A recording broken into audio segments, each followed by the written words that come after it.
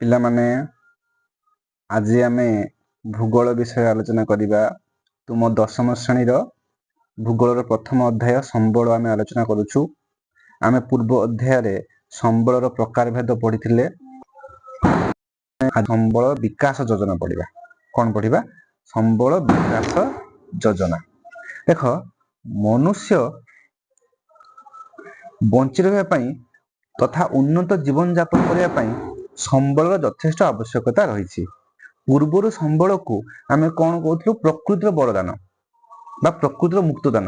ଏବଂ ଆମେ ଏହି କଥା ଭାବିକି ଆମେ କ'ଣ କହୁଥିଲୁ? ସମ୍ବଳକୁ ଆମେ ମନ ଇଚ୍ଛା ଯାହା ପାରିଲୁ ଯେମିତି ପାରିଲୁ ତାହାର ବ୍ୟବହାର କରି ଚାଲୁଥିଲୁ। ତେଣୁ ଏବଂ କ'ଣ ହେଉଥିଲା? ମୁଖ୍ୟତଃ ବିକଶିତ ତଥା ଶିଳ୍ପ ଉନ୍ନତ ଦେଶଗୁଡ଼ିକରେ ଖଣିଜ ତଥା ଶକ୍ତି ସମ୍ବଳର ବ୍ୟବହାର ଅଧିକରୁ ଅଧିକ ତ୍ୱରାନ୍ୱିତ ହେବାରେ ଲାଗିଲା। ଏବଂ ଭାରତ ଭଳି ବିକାଶ ଉନ୍ମୁଖୀ ମାନେ ବିକାଶ ଆଡ଼କୁ ଅଗ୍ରସର ହେଉଥିବା ଦେଶଗୁଡ଼ିକର ଅହେତୁକ ଜନସଂଖ୍ୟା ବୃଦ୍ଧି ମାନେ ବହୁତ ମାତ୍ରାରେ ଜନସଂଖ୍ୟା ବୃଦ୍ଧି ଯୋଗୁଁ ମଧ୍ୟ ସମ୍ବଳର ବ୍ୟବହାରରେ ଆବଶ୍ୟକତା ବୃଦ୍ଧି ପାଇଲା। ଫଳରେ ଅନେକ ସାମାଜିକ, ଅର୍ଥନୈତିକ ତଥା ପରିବେଶ ଜନିତ ସମସ୍ୟାର ଉଦ୍ଭବ ହେଲା। ହେଲେ କ'ଣ କ'ଣ ସମସ୍ୟାର ଉଦ୍ଭବ ହେଲା ଏଇ ଯେଉଁ ସମ୍ବଳର ଆମର ଅବିଚାରିତ ଭାବେ ବ୍ୟବହାର ଯୋଗୁଁ, ତାହା ଆମେ ବର୍ତ୍ତମାନ ଡିସ୍କସ୍ କରିବା। ଦେଖ, କ'ଣ ହେଲା ନା ସମ୍ବଳର ପରିମାଣରେ ଅହେତୁକ ହ୍ରାସ ଘଟିଲା। ସମ୍ବଳର ପରିମାଣରେ କ'ଣ ଘଟିଲା ନା ଅହେତୁକ ହ୍ରାସ ଘଟିଲା। ଦେଖ, ସମ୍ବଳ ଆହରଣରେ ବିଷମତା ଯୋଗୁଁ କେତେକ ମୁଷ୍ଟିମେୟ ବ୍ୟକ୍ତିଙ୍କ ପାଖରେ ଏହା ଜମା ହୋଇ ରହିଛି। କ'ଣ ହେଇଛି ନା ସମ୍ବଳ ଆହରଣରେ ବିଷମତା ମାନେ ସମ୍ବଳ ସମସ୍ତଙ୍କ ପାଖରେ ସମାନ ଭାବରେ ନାହିଁ। ଯଦି ଆମେ ଦେଖିବା ସମ୍ବଳର ବଣ୍ଟନ ବା ଆହରଣରେ ବିଷମତା ଯୋଗୁଁ କେତେକ ମୁଷ୍ଟିମେୟ ବ୍ୟକ୍ତିଙ୍କ ପାଖରେ ସମ୍ବଳ ଜମା ହୋଇ ରହିଥିଲା ବେଳେ ଅନ୍ୟ କେତେକ ବ୍ୟକ୍ତିଙ୍କ ପାଖରେ ସମ୍ବଳ କମ୍ ଜମା ହେଇକି ଅଛି। ତେଣୁ ଧନୀ ଗରିବର ତଫାତ୍ ଦେଖାଯାଉଛି। ତା ଛଡ଼ା ନିର୍ବିକାର ସମ୍ବଳ ଉତ୍ତୋଳନ। ନିର୍ବିକାର ସମ୍ବଳ ଉତ୍ତୋଳନ ମାନେ ଆମେ ସମ୍ବଳକୁ ଯଥା ସମ୍ଭବ ଯେତେ ସମ୍ଭବ ଉତ୍ତୋଳନ କରି ଚାଲିଛୁ। ଫଳରେ ପରିସ୍ଥିତିର ବା ପରିବେଶର ଭାରସାମ୍ୟ ନଷ୍ଟ ହେବାରେ ଲାଗିଛି। ଫଳସ୍ୱରୂପ ଭୂ ଉତ୍ତପ୍ତିକରଣ ମାନେ ଭୂପୃଷ୍ଠର ଉତ୍ତପ୍ତିକରଣ, ଓଜୋନ ସ୍ତର ଯେଉଁ ଆମ ଓଜନତା କ'ଣ କରୁଛି? ଆମକୁ ଅଲ୍ଟ୍ରାଭାୟୋଲେଟ୍ ରେରୁ ରକ୍ଷା କରୁଛି, ଆମକୁ ଚର୍ମ କର୍କଟ ଭାବରେ ରକ୍ଷା କରୁଛି। ସେଇ ଓଜୋନ ସ୍ତରର ହ୍ରାସ, ପରିବେଶ ପ୍ରଦୂଷଣ, ଭୂକ୍ଷୟ ଆଦି ପ୍ରାକୃତିକ ଦୁର୍ଘଟଣା ଘଟିବାରେ ଲାଗିଛି। ତାପରେ ଆସିବା ବର୍ଦ୍ଧିତ ଜନସଂଖ୍ୟା ତଥା ଜୀବନ ଧାରଣ ମାନରେ ପରିବର୍ତ୍ତନ ଯୋଗୁଁ ବିଭିନ୍ନ ପ୍ରାକୃତିକ ସମ୍ବଳର ଚାହିଦା ବୃଦ୍ଧି ପାଇବାରେ ଲାଗିଛି। ଦେଖ, ଜନସଂଖ୍ୟା ଯେଉଁ ବଢି ଚାଲିଛି ତଥା ଜୀବନ ଧାରଣର ମାନ ଯେଉଁ ଆମେ ଉନ୍ନତ ହୋଇ ଚାଲିଛି, ଆମେ ସୌଖିନ ଭାବରେ ବଞ୍ଚି ଚାଲିଛୁ। ତେଣୁ ଆମେ ବିଭିନ୍ନ ପ୍ରକାର ପ୍ରାକୃତିକ ସମ୍ବଳର ଚାହିଦା ବୃଦ୍ଧି ପାଇବାରେ ଲାଗିଛି। ଅଧିକାଂଶ କ୍ଷେତ୍ରରେ ସମ୍ବଳର ତ୍ରୁଟିପୂର୍ଣ୍ଣ ତଥା ଅନାବଶ୍ୟକ ଉତ୍ତୋଳନ ଯୋଗୁଁ ସମ୍ବଳର ଗଚ୍ଛିତ ପରିମାଣ ଦ୍ରୁତଗତିରେ ହ୍ରାସ ପାଉଛି। କିଛି କ୍ଷେତ୍ରରେ କ'ଣ ହେଉଛି ନା ସମ୍ବଳକୁ ଆମେ ତ୍ରୁଟିପୂର୍ଣ୍ଣ ଭାବରେ ବା ଆମର ଭୁଲ ଭାବରେ ବ୍ୟବହାର କରୁଛୁ ତଥା ଅନାବଶ୍ୟକ ଭାବରେ ଉତ୍ତୋଳନ କରୁଛୁ। ଯୋଉଟା ଆବଶ୍ୟକ ନାହିଁ ତାକୁ ଆମେ ଅଧିକ ଭାବରେ ଉତ୍ତୋଳନ କରୁଛୁ। ଫଳରେ ସମ୍ବଳ ଯେଉଁ ଗଚ୍ଛିତ ସମ୍ବଳ ଥିଲା ସେ ଗଚ୍ଛିତ ସମ୍ବଳର ପରିମାଣ ହ୍ରାସ ପାଇବାରେ ଲାଗିଛି। ତେଣୁ ବିଭିନ୍ନ ଶକ୍ତି ସମ୍ବଳ ଯଥା କୋଇଲା ଓ ପେଟ୍ରୋଲିୟମ ଖଣିଜ ପଦାର୍ଥ ଇତ୍ୟାଦି ଭଣ୍ଡାର ଗୁଡ଼ିକ ଆମର କ'ଣ ହେଉଛି? ଚିନ୍ତାଜନକ ଭାବେ ହ୍ରାସ ପାଇବାରେ ଲାଗିଛି। ତା ଛଡ଼ା ଆମର ଖାଦ୍ୟର ଆବଶ୍ୟକତା ପୂରଣ କରିବା ପାଇଁ ଆମେ କ'ଣ କରୁଛୁ? ଭୂଇଁରେ ବା ଜମିରେ ଆମେ ରାସାୟନିକ ସାର, କୀଟନାଶକ ଆଦି ପ୍ରୟୋଗ କରୁଛୁ। ଫଳରେ ସେଇ ଯେଉଁ ରାସାୟନିକ ସାର ବା କୀଟନାଶକ ଭୂଇଁର ଉର୍ବରତାକୁ ନଷ୍ଟ କରୁଛି ଏବଂ ସେଇ ରାସାୟନିକ ସାର, କୀଟନାଶକ ଗୁଡ଼ିକ ଚାଷର ଯେଉଁ ଫସଲରେ ପ୍ରବେଶ କରି ଆମ ପାଖକୁ ପହଞ୍ଚି ଆସୁଛି, ଆମକୁ ରୋଗର କାରଣ ହଉଛି। ତା ଛଡ଼ା ସେଗୁଡ଼ିକ ମୃତ୍ତିକା କ୍ଷୟର କାରଣ ମଧ୍ୟ ହଉଛି। କ'ଣ ହଉଛି ନା ଖଣିଜ ସମ୍ପଦର ଆମର ଯେଉଁ ବ୍ୟବହାର କରୁଛୁ ସେଗୁଡ଼ିକ କ'ଣ ହଉଛି ନା ଖଣି ଖନନ, ଶିଳ୍ପାୟନ, ସହରୀକରଣ ତଥା ବାଣିଜ୍ୟ ବ୍ୟବସାୟ ଆଦି କାର୍ଯ୍ୟକଳାପ ଯୋଗୁଁ ଜଙ୍ଗଲ କ୍ଷୟ ହେବା ସଙ୍ଗେ ସଙ୍ଗେ ପରିବେଶ ପ୍ରଦୂଷଣ ହେବାରେ ଲାଗିଛି। ତାପରେ ଆସିବା ସମ୍ବଳର ଅତ୍ୟଧିକ ତଥା ଅନୁଚିତ ବ୍ୟବହାର ସମଗ୍ର ବିଶ୍ୱ ତଥା ମାନବ ସମାଜ ପାଇଁ ବିପଦର ସଂକେତ ଦେଉଛି। ଏଇଟା ନିଶ୍ଚିତ ଭାବରେ ଆମେ ସମ୍ବଳର ଗୋଟେ ଅଯଥା ବ୍ୟବହାର ଯେତେବେଳେ କରୁଛୁ ତାହା ମାନବ ସମାଜ ପାଇଁ ଗୋଟେ ବିପଦର ସଂକେତ ସୃଷ୍ଟି କରୁଛି। ପାରିବେଶିକ ଅସନ୍ତୁଳନ ଯୋଗୁଁ ଅନେକ ପ୍ରାଣୀ ଓ ଉଦ୍ଭିଦ ଭୂପୃଷ୍ଠରୁ ଲୋପ ପାଇଗଲେଣି। ସମ୍ବଳ ବ୍ୟବହାର ଯୋଗୁଁ ଆମେ କ'ଣ ହେଉଛି ନା ପରିବେଶର ଅସନ୍ତୁଳନ ଦେଖାଯାଉଛି। ଏ ପରିବେଶର ଅସନ୍ତୁଳନ ଯୋଗୁଁ ଆମେ ବିଭିନ୍ନ ପ୍ରକାରର ପ୍ରାଣୀ ଓ ଉଦ୍ଭିଦ ଲୋପ ପାଇଗଲେଣି।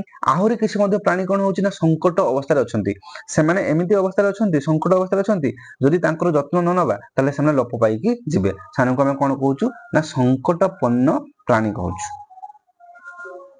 ତାପରେ ଆସିବା ଜଳବାୟୁ ପରିବର୍ତ୍ତନ ଯୋଗୁଁ କ'ଣ ହେଉଛି ନା ଜଳବାୟୁ ପରିବର୍ତ୍ତନ ଯୋଗୁଁ ଆମର ବିଭିନ୍ନ ପ୍ରକାର ପ୍ରାକୃତିକ ବିପର୍ଯ୍ୟୟ ଅସମୟରେ ସୃଷ୍ଟି ହେଉଛି, ବନ୍ୟା, ବାତ୍ୟା, ମରୁଡ଼ି ଏଇ ସବୁ ସୃଷ୍ଟି ହେଉଛି।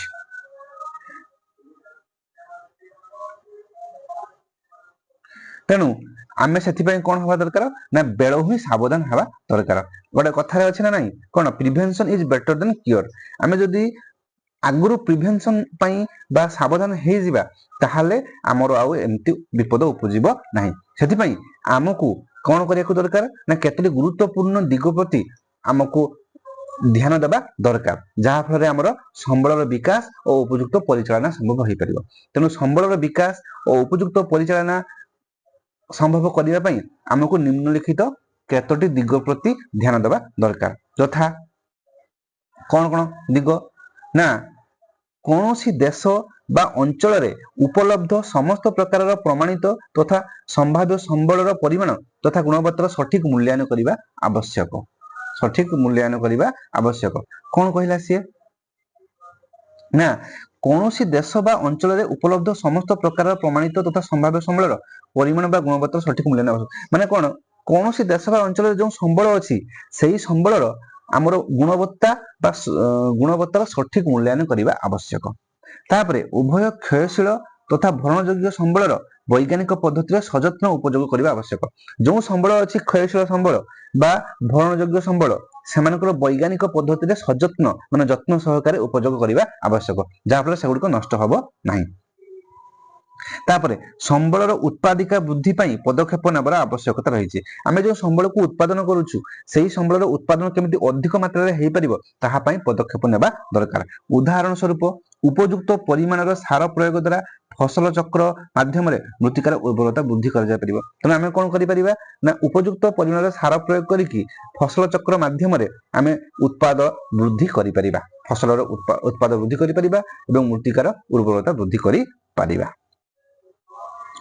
ତାପରେ ବର୍ତ୍ତମାନ ସମୟରେ ନିମ୍ନମାନର ବିଶିଷ୍ଟ ତଥା ବ୍ୟବହାର ଅଯୋଗ୍ୟ ସମ୍ବଳକୁ ବର୍ତ୍ତମାନ ଯେଉଁ ନିମ୍ନମାନର ସମ୍ବଳ ବା ବ୍ୟବହାର ଅଯୋଗ୍ୟ ସମ୍ବଳ ଅଛି ତାକୁ ଆମେ କଣ କରୁଛୁ ଯେହେତୁ ସେ ବ୍ୟବହାର ହେଇପାରୁନାହିଁ ବା ସେ ନିମ୍ନମାନର ତାକୁ ନଷ୍ଟ କରିଦଉଛୁ। କିନ୍ତୁ ତାକୁ ସେମିତି ନଷ୍ଟ ନ କରି ତାହାକୁ ଆମେ କଣ କରିବା ନୂତନ ଜ୍ଞାନ କୌଶଳ ଉଦ୍ଭାବନ କରିକି ସେଗୁଡ଼ିକୁ ପୁନଶ୍ଚ ବ୍ୟବହାର କରିବା ଦରକାର, ଫଳରେ ସେ ସମ୍ବଳ ନଷ୍ଟ ହେବ ନାହିଁ। ତା ଛଡା କଣ ନା ଦୁର୍ଲଭ ସମ୍ବଳ। କି ସମ୍ବଳ? ଦୁର୍ଲଭ ସମ୍ବଳ ମାନେ ଯେଉଁ ସମ୍ବଳଟି ମିଳୁନାହିଁ, ଯେଉଁ ସମ୍ବଳଟି ମୂଲ୍ୟବାନ ସେ ସମ୍ବଳର ଉପଲବ୍ଧତା ନିଶ୍ଚୟ କରିବା ଆବଶ୍ୟକ। ସେଗୁଡ଼ିକୁ କୋଉଠି ଉପଲବ୍ଧ ଅଛନ୍ତି ସେହାକୁ ଖୋଜିବା ଆବଶ୍ୟକ। ଆବଶ୍ୟକ ସ୍ଥଳେ ଏଗୁଡ଼ିକର ବିକଳ୍ପ ସମ୍ବଳ ଉଦ୍ଭାବନ କରିବା ଆବଶ୍ୟକ। ଦରକାର ପଡ଼ିଲେ ସେହି ଦୁର୍ଲଭ ସମ୍ବଳ ଗୁଡ଼ିକ ଯେଉଁଗୁଡ଼ିକ ମୂଲ୍ୟବାନ ମିଳୁନାହାନ୍ତି ତାହାର ବିକଳ୍ପ ଉଦ୍ଭାବନ କରିବା ଆବଶ୍ୟକ। ଯେମିତିକି ପେଟ୍ରୋଲ, ଡିଜେଲ ଏଗୁଡ଼ିକ ଦୁର୍ଲଭ, ଏଗୁଡ଼ିକ ଆମ ଦେଶରେ ନାହିଁ, ଆମର ଆରବ କଣ୍ଟ୍ରିରେ ଅଛି ତ ବା ଆମର ଗଲ୍ଫ କଣ୍ଟ୍ରି ଟା କହୁଛୁ ସେଠି ଅଛି, ତ ଆମେ ସେଟା ଆମ ପାଇଁ ଦୁର୍ଲଭ, ଆମେ ତାଙ୍କ ଉପରେ ନିର୍ଭର କରୁଛୁ। ତେଣୁ ସେଇ ନିର୍ଭରତାକୁ କମେଇବା ପାଇଁ ଆମେ ତାର ବିକଳ୍ପ ସମ୍ବଳ ବିକଳ୍ପ ବ୍ୟବସ୍ଥା ଅବଲମ୍ବନ କରିବା ଆବଶ୍ୟକ। ସେ କଥା ସେ କହୁଛି। ସମ୍ବଳ ଆବଶ୍ୟକତା ବୃଦ୍ଧି ପାଉଥିବାରୁ ଅଧିକରୁ ଅଧିକ ଭରଣଯୋଗ୍ୟ ବିକଳ୍ପ ସମ୍ବଳର ଉଦ୍ଭାବନ ଓ ବ୍ୟବହାର ଆବଶ୍ୟକ ହୋଇପଡିଛି। ତେଣୁ ଜନସଂଖ୍ୟା ବୃଦ୍ଧି ହେଉଥିବା ହେତୁ ଲୋକମାନଙ୍କ ଚାହିଦା ବୃଦ୍ଧି ପାଉଥିବା ହେତୁ ସମ୍ବଳର ଆବଶ୍ୟକତା କଣ ହେଇଛି ଅଧିକ ହେଇପଡିଛି। ତେଣୁ ସେହି ଆବଶ୍ୟକତାକୁ ପୂରଣ କରିବା ପାଇଁ ଆମେ ବିକଳ୍ପ ସମ୍ବଳ ବା ଭରଣଯୋଗ୍ୟ ସମ୍ବଳର ଉଦ୍ଭାବନ ଓ ବ୍ୟବହାର ଆବଶ୍ୟକ ହୋଇପଡିଛି। ସେମାନଙ୍କର ବ୍ୟବହାର ଅଧିକ ଆବଶ୍ୟକ ହୋଇପଡିଛି। ସେହି ବିକଳ୍ପ ସମ୍ବଳ ଗୁଡ଼ିକର ତାଲିକା ବର୍ଷକୁ ବର୍ଷ ପ୍ରକାଶିତ ହେବା ଦରକାର ଯେ ଏହି ସମ୍ବଳର ବିକଳ୍ପ ଏଇଆ, ଏହି ସମ୍ବଳର ବିକଳ୍ପ ଏହା। ତେଣୁ ତାହାର ତାଲିକା କଣ ହଉଛି ବର୍ଷକୁ ବର୍ଷ ପ୍ରକାଶିତ ହେବା ଆବଶ୍ୟକ। ସମ୍ବଳର ସୁସଂହତ ତଥା ବହୁମୁଖୀ ବ୍ୟବହାର ଉପରେ ଗୁରୁତ୍ୱ ଦେବା ଆବଶ୍ୟକ। ତେଣୁ ସମ୍ବଳର କଣ ସୁବିନିଯୋଗ, ସୁସଂହତ ତଥା ବହୁମୁଖୀ ମାନେ ଗୋଟେ ସମ୍ବଳକୁ ବହୁତ ଜାଗାରେ ବହୁତ କାମରେ ବ୍ୟବହାର କରିବା ଆବଶ୍ୟକ, ସେଟାକୁ ବହୁମୁଖୀ ବ୍ୟବହାର କହୁଛୁ। ତେଣୁ ସମ୍ବଳର ସୁସଂହତ ଓ ବହୁମୁଖୀ ବ୍ୟବହାର ଉପରେ ଗୁରୁତ୍ୱ ଦେବା ଆବଶ୍ୟକ ଅଛି। ତାପରେ ଆସିବା 8 ନମ୍ବର ପଏଣ୍ଟ। କଣ ନା ସମ୍ବଳର ଅସମାନ ବଣ୍ଟନ ଯୋଗୁଁ କେତେକ ସ୍ଥାନରେ ସମ୍ବଳ ବିନିଯୋଗର ଅଧିକ ହେଉଛି ତ ଅନ୍ୟ ସ୍ଥାନରେ ସମ୍ବଳ ବିନିଯୋଗ କମ ହେଉଛି। ଏଇଟା ମୁଁ ପ୍ରଥମେ କହିଯାଇଛି ଯେ ଅସମାନ ବଣ୍ଟନ ହେଉଛି ଧନୀ ଶ୍ରେଣୀର ଲୋକମାନଙ୍କ ପାଖରେ ସମ୍ବଳ ଅଧିକ ଥିଲା ବେଳେ ଗରିବ ଶ୍ରେଣୀର ଲୋକମାନଙ୍କ ପାଖରେ ସମ୍ବଳ କମ ଅଛି। ତେଣୁ ସେଇଥିପାଇଁ କଣ ହଉଛି ନା କୋଉଠି ସମ୍ବଳ ଅଧିକ ବ୍ୟବହାର ହଉଛି ତ କୋଉଠି ସମ୍ବଳ କମ ବ୍ୟବହାର ହଉଛି। କିନ୍ତୁ ସବୁ ଅଞ୍ଚଳରେ ସମ୍ବଳର ବିକାଶ ତଥା ନବୀକରଣ ସମଭାବରେ ହେବା ଆବଶ୍ୟକ। କିନ୍ତୁ କୁହାଯାଉଛି କଣ ନା ସବୁ ଅଞ୍ଚଳରେ ସବୁ ସ୍ଥାନରେ ସମ୍ବଳର ବିକାଶ ସମାନ ଭାବରେ ହେବା ଦରକାର ଏବଂ ସମାନ ଭାବରେ ନବୀକରଣ ହେବା ଆବଶ୍ୟକ। ତାପରେ ଆସିବା ସମ୍ବଳ ସଂରକ୍ଷଣ ପାଇଁ ଉପଯୁକ୍ତ ବିଧି ବିଧାନ ଦରକାର ଏବଂ ଯେଉଁ ସମ୍ବଳକୁ ଆମେ ବ୍ୟବହାର କରୁଛୁ ତାକୁ ଆମେ କେମିତି ସଂରକ୍ଷଣ କରି ରଖିବା ତାହା ପାଇଁ ଉପଯୁକ୍ତ ବିଧି ବିଧାନ ହେବା ଆବଶ୍ୟକ। ତାପରେ ଆସିବା ସର୍ବୋପରି ଜନସାଧାରଣଙ୍କ ମଧ୍ୟରେ ଶିକ୍ଷା ଏବଂ ସଚେତନତା ସୃଷ୍ଟି ଦ୍ୱାରା ହିଁ ସମ୍ବଳର ଉପଯୁକ୍ତ ବିକାଶ ଓ ବିବେକାନୁମୋଦିତ ବ୍ୟବହାର ହେଇପାରିବ। ତେଣୁ ଆମେ ସବୁଠୁ ମୁଖ୍ୟ କଥା କଣ ନା ଜନସାଧାରଣଙ୍କ ମଧ୍ୟରେ ଶିକ୍ଷା ଓ ସଚେତନତା ସୃଷ୍ଟି କରିବା। ଜନସାଧାରଣଙ୍କ ମନରେ କଣ ବା ମଧ୍ୟରେ ଶିକ୍ଷା ଓ ସଚେତନତା ସୃଷ୍ଟି କଲେ ହିଁ ସମ୍ବଳର ଉପଯୁକ୍ତ ବ୍ୟବହାର ଓ ବିବେକାନୁମୋଦିତ ବ୍ୟବହାର ହେଇପାରିବ। ଯଦି ଗୋଟେ ମୂର୍ଖ ଲୋକ ଆଉ ଗୋଟେ ଶିକ୍ଷିତ ଲୋକ କିଏ ସମ୍ବଳର ଅଧିକ ଭଲ ବ୍ୟବହାର କରିପାରିବ? ତେଣୁ ଆମେ ଜନସାଧାରଣ ଯେତେବେଳେ ଶିକ୍ଷିତ ହେବେ ଶିକ୍ଷିତ ଲୋକ ସମ୍ବଳର ସଠିକ ବ୍ୟବହାର କରିପାରିବ ସେଇ କଥା ସେ କହୁଛି। ତେଣୁ ସମ୍ବଳର ସଠିକ ବ୍ୟବହାର ବା ବିବେକାନୁମୋଦିତ ବ୍ୟବହାର ପାଇଁ ଶିକ୍ଷା ଓ ସଚେତନତା ନିହାତି ଜରୁରୀ। ବୁଝିହେଲା? ଏଇଟା ଗୋଟେ କଥା ଛୁଆମାନେ ମନେ ରଖିଥିବ ପରୀକ୍ଷାରେ ପଡେ ଯେ ତୁମକୁ ମୁଁ ୟା ପୂର୍ବ ପିରିୟଡରେ ପଢେଇଥିଲି ଇଜେଡ କଣ ନା exclusive economic zone.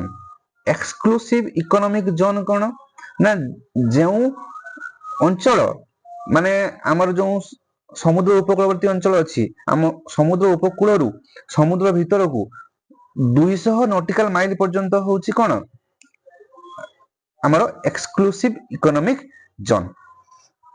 200 nautical mile ଭିତରେ କଣ ହଉଛି ନା ତୁମର ସେଇଥିରୁ କଣ ହଉଛି ତୁମର 24 ନଟିକାଲ ମାଇଲ ପର୍ଯ୍ୟନ୍ତ ଆମର କଣ୍ଟ୍ରୋଲ ଅଛି କିନ୍ତୁ 24 ନଟିକାଲ ମାଇଲ ପରେ 200 ନଟିକାଲ ମାଇଲ ପର୍ଯ୍ୟନ୍ତ ସେଠି ହଉଛି କଣ ନା ଆନ୍ତର୍ଜାତୀୟ ବା ଆମର ୟୁନାଇଟେଡ ନେସନ୍ସ ର ପରମିଶନ ଦରକାର ଆମକୁ କଣ ତୁମର ମାନେ ବିଭିନ୍ନ ପ୍ରକାର ଖଣିଜ ପଦାର୍ଥ ଖନନ ପାଇଁ। ତେଣୁ ୟୁନାଇଟେଡ ନେସନ୍ସ ର ତୁମର ପରମିଶନ ଦ୍ୱାରା ଭାରତ ମହାସାଗରର ଏକ୍ସକ୍ଲୁସିଭ ଇକୋନୋମିକ ଜୋନ ବା ଇଜେଡ ଜୋନ ଅଞ୍ଚଳରେ ମାଙ୍ଗାନିଜ ପିଣ୍ଡ ଉତ୍ତୋଳନ କରିବାର ଅଧିକାର ପାଇଛି କିଏ? ଭାରତ ପାଇଛି।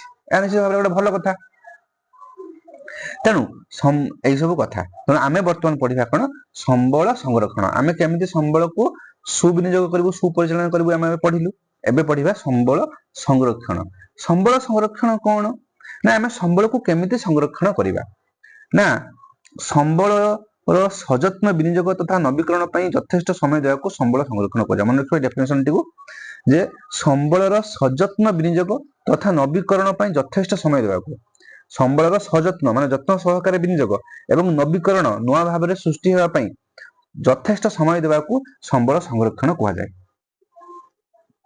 ସମ୍ବଳ ବିନିଯୋଗର ଆବଶ୍ୟକତା ତଥା ଆଗାମୀ ବଂଶଧର ପାଇଁ ସେଗୁଡ଼ିକର ସଂରକ୍ଷଣ ମାଧ୍ୟମରେ ସନ୍ତୁଳନ ରକ୍ଷା କରିବାକୁ ଧାରଣୀୟ ବିକାଶ କୁହାଯାଏ। ଏଇଠି ଗୋଟେ କଥା ଆସିଲା ଧାରଣୀୟ ବିକାଶ ବା ସଷ୍ଟେନେବୁଲ ଡେଭଲପମେଣ୍ଟ।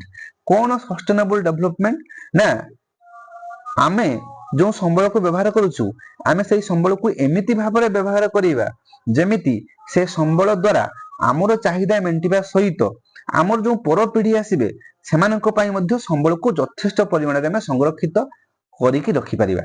ଏହାକୁ ଆମେ କଣ କହୁଛୁ ସଷ୍ଟେନେବୁଲ ଡେଭଲପମେଣ୍ଟ ବା ଧାରଣୀୟ ବିକାଶ। ତେଣୁ ଧାରଣୀୟ ବିକାଶ କହିଲେ ଆମର ପରପିଢି ପାଇଁ ବି ଆମେ କିଛି ସମ୍ବଳ ରଖିବା ଯାହାକି ତାଙ୍କର ଭବିଷ୍ୟତରେ କାମରେ ବା ତାଙ୍କ ପାଇଁ କାମରେ ଆସିବ। ଯଦି ଆମେ ସମ୍ବଳକୁ ବାରମ୍ବାର ବ୍ୟବହାର କରି ଚାଲିବା ଯାହାକି ଆମର ଚାହିଦା ମେଣ୍ଟିବା ଦ୍ୱାରା ସେମାନଙ୍କ ପାଇଁ ସରିଯିବ ତାହେଲେ ଆମେ ସମ୍ବଳର ଠିକ ବ୍ୟବହାର କରିପାରୁନାହୁଁ ବୋଲି ଆମେ କହିବା। ତେଣୁ ଆମେ ସମ୍ବଳକୁ ଏମିତି ବ୍ୟବହାର କରିବା ଯେମିତି ଆମର ଚାହିଦା ମେଣ୍ଟେଇବା ସହିତ ଭବିଷ୍ୟତର ପିଢି ମାନଙ୍କର ଚାହିଦା ମଧ୍ୟ ମେଣ୍ଟେଇ ପାରିବ ତାଙ୍କ ପାଇଁ ମଧ୍ୟ ସମ୍ବଳ ରହିପାରିବ। ତାହାକୁ ଆମେ ସଷ୍ଟେନେବୁଲ ଡେଭଲପମେଣ୍ଟ ବା ଧାରଣୀୟ ବିକାଶ କହିବା। ସଷ୍ଟେନେବୁଲ ଡେଭଲପମେଣ୍ଟ ବା ଧାରଣୀୟ ବିକାଶ କହିବା। ଏହି ଧାରଣୀୟ ବିକାଶର କିଛି ମୌଳିକ ଉଦ୍ଦେଶ୍ୟ ରହିଛି। କଣ କଣ ନା ଜୀବନ ଧାରଣ ପାଇଁ ଅପରିହାର୍ଯ୍ୟ ପରିବେଶର ସୁରକ୍ଷା। ଜୀବନ ଧାରଣ ପାଇଁ ଯେଉଁ ଅପରିହାର୍ଯ୍ୟ ପରିବେଶ ରହିଛି ତାହାର ସୁରକ୍ଷା। ପରିସଂସ୍ଥାକୁ ବିନିଯୋଗ କରିବା ସତ୍ତ୍ୱେ ପରିସଂସ୍ଥାର ଅନ୍ତର୍ନିହିତ କ୍ଷମତାକୁ ଅକ୍ଷୁଣ୍ଣ ରଖିବା।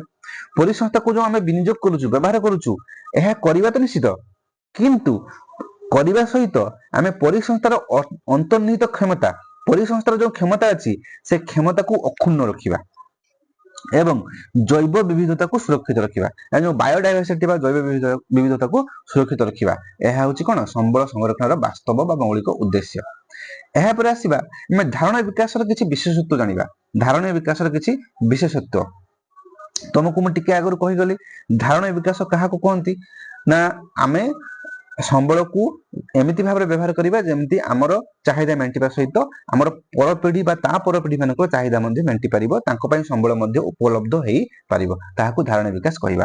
तेणु धारणा विकास विशेषतः कोन ना पृथ्वीर समस्त जीवजंतुक प्रति सम्मान और यत्नशील हेबा।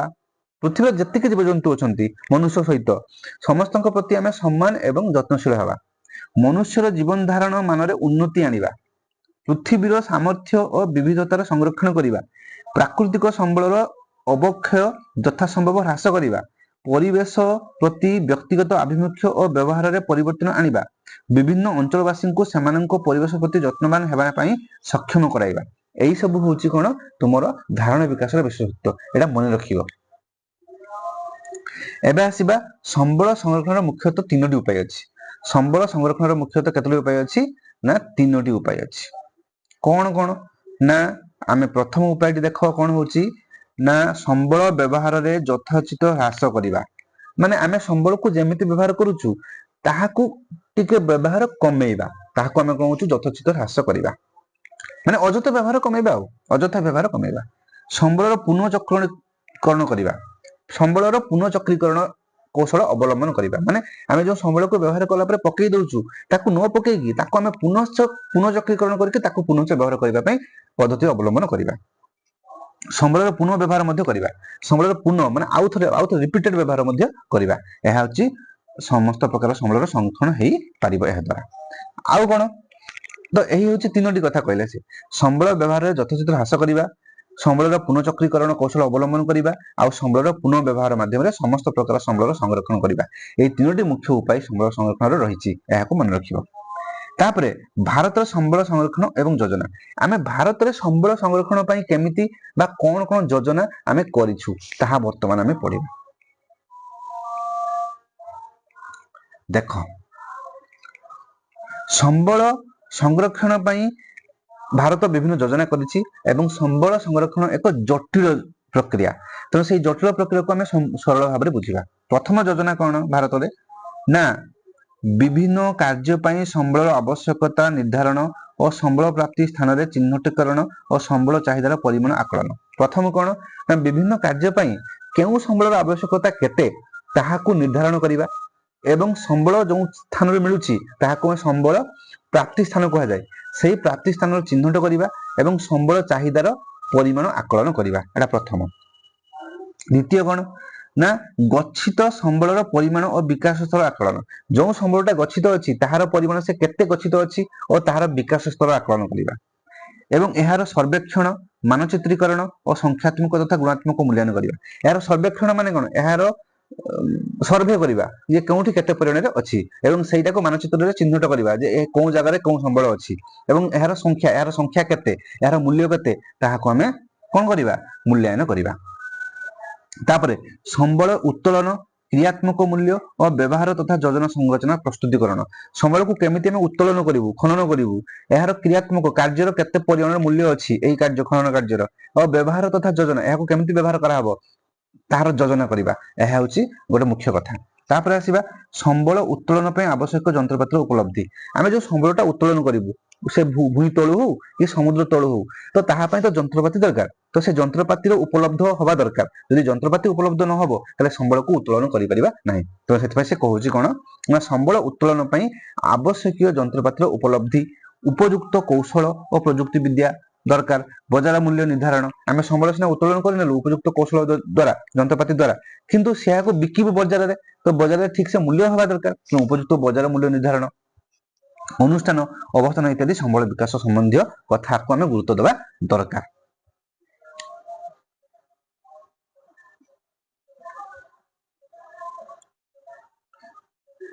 तापरे ओ कथा ओ कोन ना संबळ विकास योजना और जातीय विकास योजना मध्य समन्वय स्थापन। देखो संबळ विकास योजना गोटे एवं जातीय विकास बा नेशनल डेवलपमेंट गोटे। तो संबळ विकास योजना और जातीय विकास योजना मध्य समन्वय रहबा दरकार।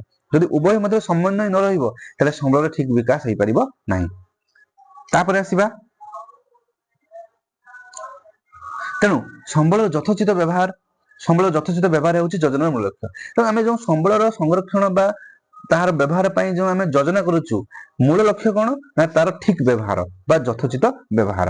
ଭାରତ ପରି ଏକ ବୃହତ ଜନସଂଖ୍ୟା ବିଶିଷ୍ଟ ଓ ବିଭିନ୍ନ ସମ୍ବଳରେ ପରିପୂର୍ଣ୍ଣ ଦେଶ ପାଇଁ ସମ୍ବଳ ଯୋଜନାର ପ୍ରାଧାନ୍ୟ ଓ ଆବଶ୍ୟକତା ଯଥେଷ୍ଟ ଅଧିକ ଅଛି।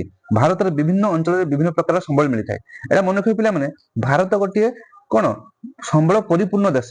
ଏହାର ବିଭିନ୍ନ ଅଞ୍ଚଳରେ ବିଭିନ୍ନ ସମ୍ବଳ ମିଳିଥାଏ। ଯଥା କେତେକ ଅଞ୍ଚଳରେ ଏକ ନିର୍ଦ୍ଦିଷ୍ଟ ସମ୍ବଳର ଆଧିକ୍ୟ ଦେଖାଯାଉଥିବା ବେଳେ ଅନ୍ୟ କେତେକ ଅଞ୍ଚଳରେ ଏହାର ଅଭାବ ଅନୁଭୂତ ହୋଇଥାଏ। କେତେକ ଅଞ୍ଚଳରେ କ'ଣ ଗୋଟେ ନିର୍ଦ୍ଦିଷ୍ଟ ସମ୍ବଳ ଅଧିକ ଥାଏ, କିନ୍ତୁ ଅନ୍ୟ କେତେକ ଅଞ୍ଚଳରେ ଏହାର ଅଭାବ ଦେଖାଯାଏ। ତେଣୁ ଏଇଠି କ'ଣ ହବ ନା ସେଇ ଅଭାବଟାକୁ ପୂରଣ କରିବା ପାଇଁ ସେ ଅଞ୍ଚଳରୁ ସେ ସମ୍ବଳଟାକୁ ଆଣିବା ପାଇଁ ସୁଗମ ବ୍ୟବସ୍ଥା କରିବା ଦରକାର। ସେମିତି ଅନ୍ୟ କୌଣସି ଏକ ସମ୍ବଳର ଆଧିକ୍ୟ ରହିଥାଏ। ତେଣୁ ଗୋଟେ ଅଞ୍ଚଳରେ ଗୋଟେ ସମ୍ବଳ ଅଧିକ ଥିଲା ବେଳେ ଆଉ ଗୋଟେ ସମ୍ବଳ କମ ଥିବ, ଏଇଟା ତ ରୁହେ ନା। ଯେମିତି ଉଦାହରଣ ସ୍ୱରୂପ ଝାଡ଼ଖଣ୍ଡ, ଛତିଶଗଡ଼, ଓଡ଼ିଶା, ମଧ୍ୟପ୍ରଦେଶ ଇତ୍ୟାଦି ରାଜ୍ୟ ଗୁଡ଼ିକରେ ବିଭିନ୍ନ ପ୍ରକାର ଖଣିଜ ସମ୍ବଳ ଅଧିକ ପରିମାଣରେ ଥାଏ। ବିଭିନ୍ନ ପ୍ରକାର ଖଣିଜ ସମ୍ବଳ ଅଧିକ ପରିମାଣରେ ଥାଏ। ଝାଡ଼ଖଣ୍ଡ କୁହ, ଓଡ଼ିଶା କୁହ, ଆମ ରାଜ୍ୟ, ଏଇସବୁ ଅଞ୍ଚଳରେ କ'ଣ ନା ବିଭିନ୍ନ ପ୍ରକାର ଖଣିଜ ସମ୍ବଳ ଅଧିକ ପରିମାଣରେ ଥାଏ। ଅରୁଣାଚଳ ପ୍ରଦେଶରେ ଅଧିକ ପରିମାଣରେ ଜଳ ସମ୍ବଳ ରହିଥିଲେ ମଧ୍ୟ ତାର ବ୍ୟବହାର ନିମିତ୍ତ ସର୍ବନିମ୍ନ ସୁବିଧା ମିଳିନଥାଏ। ଅରୁଣାଚଳ ପ୍ରଦେଶ କଥା ମନେ ପକାଅ। ତମେ ଜାଣିଛ ଅରୁଣାଚଳ ପ୍ରଦେଶ ଦେଇକି କ'ଣ ବ୍ରହ୍ମପୁତ୍ର ନଦୀ ଯାଇଛି। ତେଣୁ ଏହି ବ୍ରହ୍ମପୁତ୍ର ନଦୀ ଥିଲା ଯୋଗୁଁ ସେଠି ଜଳ ସମ୍ବଳର ଅଧିକ ପରିମାଣ ରହିଛି, କିନ୍ତୁ ତାକୁ ଆମେ ସଠିକ ଭାବରେ ବ୍ୟବହାର କରିପାରିନାହୁଁ। ସେ କଥା ସେ କହୁଛି ଯେ ତାହାର ବ୍ୟବହାର ନିମିତ୍ତ ସର୍ବନିମ୍ନ ସୁବିଧା ମଧ୍ୟ ମିଳିନଥାଏ। ଲାଦାଖ ଏକ ଶୀତଳ ମରୁଭୂମି ହୋଇଥିବାରୁ ଦେଶର ଅନ୍ୟାନ୍ୟ ଅଞ୍ଚଳ ସହିତ ଏହାର ଉତ୍ତମ ସଂଯୋଗ ନାହିଁ। ଲାଦାଖ ହେଉଛି କ'ଣ ତମର ଥଣ୍ଡା ଅଞ୍ଚଳ ହିମାଳୟରେ ଅଛି, ତେଣୁ ସେଟା ଗୋଟେ ଶୀତଳ ମରୁଭୂମି। ତେଣୁ ଦେଶର ଅନ୍ୟ ଅଞ୍ଚଳ ସହିତ ତାର କିଛି ସଂଯୋଗ ନାହିଁ। ତେଣୁ ସେଠିକା ଲୋକମାନେ କିଛି ସମ୍ବଳ ଠିକ ସେ ପାଇପାରୁ ନାହାନ୍ତି। ସେଥିପାଇଁ ସମ୍ବଳର ସୁବିନିଯୋଗ ନିମିତ୍ତ ଏକ ସୁଚିନ୍ତିତ ଯୋଜନାର ଆବଶ୍ୟକତା ରହିଛି। ସେଥିପାଇଁ କ'ଣ ହେଇଛି ନା ଦେଶର ସବୁ ଜାଗାରେ ସମ୍ବଳ କେମିତି ପହଞ୍ଚି ପାରିବ ସେଥିପାଇଁ ଏକ ସୁଚିନ୍ତିତ ଯୋଜନାର ଆବଶ୍ୟକତା ରହିଛି। ପ୍ରାକୃତିକ ସମ୍ବଳ ଗୁଡ଼ିକ ବିବେକନୁମୋଦିତ ଭାବେ ବ୍ୟବହୃତ ହେଉଛି କି ନା ନାହିଁ ସେ ସମ୍ବନ୍ଧରେ ସଚେତନ ରହିବା ପାଇଁ ସମସ୍ତଙ୍କ ପାଇଁ ନିତାନ୍ତ ଆବଶ୍ୟକ। ଆଉ ଗୋଟେ କଥା ମନେ ରଖିବ ଯେ ପ୍ରାକୃତିକ ସମ୍ବଳ ଗୁଡ଼ିକ ଆମର ଠିକ ଭାବରେ ବ୍ୟବହାର ହେଉଛି ନା ନାହିଁ, ଆମେ କେମିତି ଠିକ ଭାବରେ ବ୍ୟବହାର କରିବା ସେ ପାଇଁ ମଧ୍ୟ କ'ଣ ଜନସାଧାରଣ ସଚେତନ ରହିବା ନିହାତି ଆବଶ୍ୟକ। ଏହା ବ୍ୟତୀତ ସେଗୁଡ଼ିକର କିପରି ପୁନଃଭରଣ ହୋଇପାରିବ, ସରିଗଲେ ପୁନଶ୍ଚ ତାକୁ ଭରଣା କରିହେବ, ସେଥିପାଇଁ ନିର୍ଦ୍ଦିଷ୍ଟ ଉପାୟ ମାନେ ବ୍ୟବହାର କରିବା ଆବଶ୍ୟକ। ପ୍ରାକୃତିକ ସମ୍ବଳ ଗୁଡ଼ିକର ବ୍ୟବହାର କରିବାରେ ମିତବ୍ୟୟିତା ଅବଲମ୍ବନ କରିବା ଦରକାର। ମିତବ୍ୟୟିତା ମାନେ କିସ, ଆମେ ଯେତିକି ଦରକାର ସେତିକି ବ୍ୟବହାର କରିବା, ସେଇଟାକୁ ମିତବ୍ୟୟିତା କହୁଛୁ। ତେଣୁ ପ୍ରାକୃତିକ ସମ୍ବଳ ଆମ ପାଖରେ ଅଛି ସିନା ଆମେ ଭାବୁଛୁ ମୁକ୍ତ ଭାବରେ ତାକୁ ବ୍ୟବହାର କରିବା, ତାହା ନୁହେଁ। ଆମେ ତାହାକୁ ମିତବ୍ୟୟିତ ଭାବରେ ବ୍ୟବହାର କରିବା ଦରକାର, ଯାହା ଫଳରେ ଆମର ପର ପିଢ଼ି ପାଇଁ ଆମର ରହିପାରିବ, ଯାହାକୁ ସଷ୍ଟେନେବଲ ଡେଭଲପମେଣ୍ଟ ବା ଧାରଣୀୟ ବିକାଶ କହୁଛୁ। ଏବଂ ସେଗୁଡ଼ିକର ସଂରକ୍ଷଣ ପାଇଁ ଉପଯୁକ୍ତ ପଦକ୍ଷେପ ନେବା ହେଉଛି ଉତ୍କୃଷ୍ଟ ପନ୍ଥା। କୋଇଲା, ଖଣିଜ ତୈଳ ଆଦି ଅବିରତ ବ୍ୟବହୃତ ହେଲା ଫଳରେ ସେଗୁଡ଼ିକ କ'ଣ ହେଉଛି ସରିଯାଉଛି। ସେଗୁଡ଼ିକ କ'ଣ ହେଉଛି ନା କିଛି ଶତାବ୍ଦୀ ମଧ୍ୟରେ ଶେଷ ହୋଇଯିବ। ତେଣୁ ଶକ୍ତିର ବିକଳ୍ପ ଉତ୍ସ ଭାବରେ ଆମକୁ କାହାକୁ ବ୍ୟବହାର କରିବାକୁ ପଡ଼ିବ ନା ସୌରଶକ୍ତି, ପବନ ଶକ୍ତି, ଜୈବ ଗ୍ୟାସ, ଜ୍ୱାର ଶକ୍ତି ଇତ୍ୟାଦିକୁ ବ୍ୟବହାର କରିବାକୁ ପଡ଼ିବ। ତେଣୁ ଏମାନଙ୍କର ବ୍ୟବହାର ପାଇଁ ପ୍ରୋତ୍ସାହନ ଓ ସୁଯୋଗ ସୃଷ୍ଟି କରିବା ଦରକାର। ଗୋଟେ ଏକ୍ସାମ୍ପଲ ମୁଁ ତୁମକୁ ଦଉଛି, ଦେଖ ଆମ ଭାରତ ସରକାର କ'ଣ କରିଛନ୍ତି ନା ସୂର୍ଯ୍ୟ ଘର ବିଦ୍ୟୁତ ଯୋଜନା କରିଛନ୍ତି। ଏହି ସୂର୍ଯ୍ୟ ଘର ବିଦ୍ୟୁତ ଯୋଜନା ଦ୍ୱାରା ଭାରତ ସରକାର ପ୍ରତି ଘରେ ଆମର ସୋଲାର ପାୱାର ସେଲ୍ ବା ସୋଲାର ଯେଟା କହୁଛୁ ବ୍ୟବସ୍ଥା ଲଗାଇବାର ବ୍ୟବସ୍ଥା କରିଛନ୍ତି, ସବସିଡି ଦେଉଛନ୍ତି। ଯାହାଫଳରେ ଭବିଷ୍ୟତରେ କ'ଣ ହେବ, ଯଦି ପେଟ୍ରୋଲ ଡିଜେଲ ଆମକୁ ନ ମିଳିବ ତାହେଲେ ଆମେ ସୌରଶକ୍ତିକୁ ବ୍ୟବହାର କରିକି ଆମେ ବିଦ୍ୟୁତ ଶକ୍ତି ପାଇପାରିବା। ତେଣୁ ଏଇଭଳି ଭାବରେ ସରକାରଙ୍କ ଦ୍ୱାରା ବିଭିନ୍ନ ଯୋଜନା ହେଉଛି, ଯାହାଫଳରେ ଆମର ବାୟୁ, ଜଳ, ମୃତ୍ତିକା, ସୌରଶକ୍ତି, ଅରଣ୍ୟ ଇତ୍ୟାଦି ପ୍ରାକୃତିକ ସମ୍ବଳର ବ୍ୟବହାରରେ ସତର୍କତା ଅବଲମ୍ବନ କରିବା ସହିତ ଆମେ ପେଟ୍ରୋଲ ଡିଜେଲକୁ ବ୍ୟବହାର କମେଇକି ଆମେ ପବନ ଶକ୍ତି, ସୌରଶକ୍ତିର ବ୍ୟବହାର ବଢ଼ାଇ ପାରିବା ଏବଂ ଆମର ପରିବେଶକୁ ପ୍ରଦୂଷଣ ମୁକ୍ତ ରଖିପାରିବା। ଭାରତ ସ୍ୱାଧୀନତା ପାଇଲା ପରେ ପ୍ରଥମ ପଞ୍ଚବାର୍ଷିକ ଯୋଜନା ଠାରୁ ଆରମ୍ଭ କରି এই প্রথম পঞ্চবার্ষিক যোজনাରେ କ'ଣ ହେଲା ନା ସମ୍ବଳ ଯୋଜନାର ଲକ୍ଷ୍ୟ ହାସଲ କରିବା ପାଇଁ ଚେଷ୍ଟା କରି ଆସୁଛି। ତ ଭାରତ ଯେତେବେଳେ ପ୍ରଥମେ ସ୍ୱାଧୀନତା ପାଇଲା ସେତେବେଳେ କ'ଣ କରାଗଲା ନା ଦେଶରେ ପ୍ରଥମ ପଞ୍ଚବାର୍ଷିକ ଯୋଜନା ଆସିଲା ଏବଂ ଏହି ପ୍ରଥମ ପଞ୍ଚବାର୍ଷିକ ଯୋଜନାରୁ ଏ ପର୍ଯ୍ୟନ୍ତ ସମ୍ବଳ ଯୋଜନାର ଲକ୍ଷ୍ୟ ହାସଲ କରିବା ପାଇଁ ସମ୍ବଳକୁ କେମିତି ଆମେ ସଂରକ୍ଷିତ କରି ରଖିବା, ସୁବିନିଯୋଗ କରିବା, ତାହା ପାଇଁ ଭାରତ ଚେଷ୍ଟା କରି ଆସିଛି। ପ୍ରକୃତି ଓ ପ୍ରାକୃତିକ ସମ୍ବଳର ସଂରକ୍ଷଣ ପାଇଁ ଏକ ଆନ୍ତର୍ଜାତିକ ସଂସ୍ଥା international union for conservation of nature and natural resources IUCN ताको कहूछु, मन रखिबा यार full form T international union for conservation of nature and natural resources IUCN गठित होईछि। जातिसंघर एक सदस्य देश भाव में भारत यार नीति को ग्रहण करी प्राकृतिक संबलर संरक्षण पर उपयुक्त पदक्षेप मान नेउछि। तेणु जातिसंघर गोटे सदस्य भाव में आईयूसीएन गोटे सदस्य भाव में भारत कौन करुछि ना यार नीति को ग्रहण करी प्राकृतिक संबलर संरक्षण पर उपयुक्त पदक्षेप मान नेउछि एवं एही पदक्षेप स्वरूप भारत वन्यजंतु संरक्षण योजना मध्य आमर प्रणयन करी एहा माध्यम रे 5 गोटी जातिर संख्या प्रति दृष्टि देउछि। तेणु भारत कौन करुछि ना आईयूसीएन द्वारा कौन होछि ना वन्यजंतु संरक्षण गोटे योजना करिछि एवं एहा द्वारा कौन करुछि भारत ना 5 गोटी जातिर जीव मानकर संख्या प्रति दृष्टि देउछि। से 5 गोटी जातिर जीव किए ना विलुप्त बा निश्चिन्न जाति एक्सटिंक्ट स्पीसीज जोंटा कि आउ नाही पूरा विलुप्त हेइछि, विपद संकुल जाति जोंटा विपद रे अछंती, दुर्लभ जाति जहा कि मिलु नाहंती किंतु सेटा बहुत मूल्यवान जाति किछि किछि जगह रे अछंती, असुरक्षित जाति जोंटा अछंती किंतु सुरक्षा दरकार से माने असुरक्षित अछंती, आउ कम जणा थिबा जाति बा अजणा जाति एई 5टी जातिर जीव मानकर संख्या प्रति दृष्टि दउछि कि भारत हमर वन्यजंतु संरक्षण योजना अधीन रे। अरण्यर सुरक्षा पई जैव विविधतार संरक्षण अरण्यर सुरक्षा पई कोन होउछि ना तुमर जैव विविधतार संरक्षण ऊपर अधिक दृष्टि दिया जाउछि। हमर अरण्यर सुरक्षा पई कोन करा होउछि ना जैव विविधतार संरक्षण अधिक दृष्टि दिया जाउछि। जैव विविधता माने जीव एवं प्रकृति मध्य समन्वय ताहाको जैव विविधता कहउछु। से जीव एवं प्रकृति मध्य समन्वय रक्षा ऊपर बा जैव विविधता ऊपर हमर अधिक गुरुत्व दिया जाउछि जा फले अरण्यर सुरक्षा हे परिबो। अरण्य क्षय रखिबा को जंगल सुरक्षा आईन प्रणयन हेछि एवं हम भारत रे अरण्य क्षय को रखिबा पई कोन हेछि ना जंगल सुरक्षा आईन मध्य प्रणयन हेछि। प्राकृतिक संबलर संरक्षण द्वारा विश्व जलवायु परिवर्तन को स्वाभाविक कर जाय चेष्टा कर जाउछि। तेना हमरो सर्वशेष रे कोन करा जाउछि ना हम नेचुरल रिसोर्सेस बा प्राकृतिक संबलर संरक्षण द्वारा हमरो विश्व जलवायु बा वर्ल्ड क्लाइमेट रो परिवर्तन को स्वाभाविक करिया पई चेष्टा कर जाउछि। सेथि पई भारत सरकार 1992 रे रियो डी जेनेरियो विश्व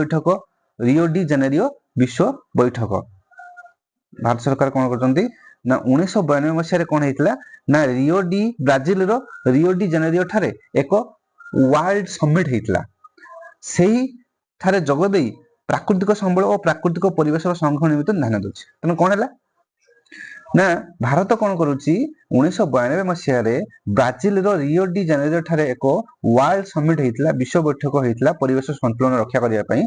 सेही बैठक रे जग देई भारत प्राकृतिक संबल और प्राकृतिक परिवेश संरक्षण निमित्त अधिक ध्यान दोछि। सेथि पई देश रे विभिन्न आईन प्रणयन करी और लोक को सचेतन करी प्राकृतिक संबल संरक्षण करिया पई बलिष्ठ पदक्षेप नै लेउछि। एही योजना अधीन रे कोन करा होछि ना देश रे विभिन्न आईन प्रणयन करा जाउछि, लोकन को सचेतन करा जाउछि एवं प्राकृतिक संबल संरक्षण पई हमर लोकन को सचेतन करी बलिष्ठ पदक्षेप नै जाउछि जा फल हमर प्राकृतिक संबल सुरक्षित रहि परिबो ताहार सुपरिचालन हेइ परिबो। तेणु एही भली भाबरे आमे प्राकृतिक संबल संरक्षण करि परिबा सुपरिचालन करि परिबा जदि आमे निजे सचेतन हबा आमे शिक्षित हबा अन्य मानको शिक्षा दबा जे हमर प्रकृति परिवेश रो जदि भारसाम्य हरैबो ताले आमे तिष्टि परिबो नाही। हमको प्राकृतिक संबल कोन सुपरिचालन संरक्षण करिबा दरकार जा फले हमर विश्व जलवायु परिवर्तन रु रक्षा पाइबा। एई जो तुमक पई घर काम एरा तुमे समस्त कोन करिवो घरे करिवो कोन कोन ना घर एक नंबर घरे व्यवहार करथवा 5 गोटी संबल तालिका तुमे निजे करिवो दे लिखिबो मते देखैबो। विद्यालय रे व्यवहार करथवा 5 गोटी संबल तुमे लिखिबो। विभिन्न प्रकार संबल रु 5 गोटी लेखे माने जो विभिन्न प्रकार संबल जो डिस्कस करले सेतिर विभिन्न प्रकार संबल जो अछि सेतिर 5टा लेखे प्रत्येक संबल लिखिबो आ संग्रह करिवो ता नाम लिखिबो। आ तुम परिवेश रे 5 गोटी मानवकृत संबल तुम परिवेश रे कोन करिवो ना 5 गोटी मानवकृत संबल रो तालिका प्रकाश करिवो। एईटा तुम पई कामटी तुमे खाता रे लिखिबो नोट खाता रे। ताले आज हमर संबल विषय जेटा कि हमर भूगोल रो प्रथम विषय प्रथम पाठ संबल आज सरिला। तेणु मु आशा करूची समस्त बुझी जाइथिबो एवं तुमे एई भिडियोटी को 2 रु 3 थर देखिबो फल तुमे भल कि बुझी परिबो। तापर तुमे बही पढिबो बही पढि सला परे तुमे शॉर्ट नोट करिवो नोट खाता रे एवं सेही शॉर्ट नोट कर सला परे तुम पई काम जो देछि सेटा करिवो। एतिको करि देला माने तुम जानिबे जे संबल विषय प्रथम जो पढा हला बुझी गलो। एहा परे आमे नेक्स्ट पीरियड को आमे द्वितीय पाठ को आलोचना करिबा। धन्यवाद।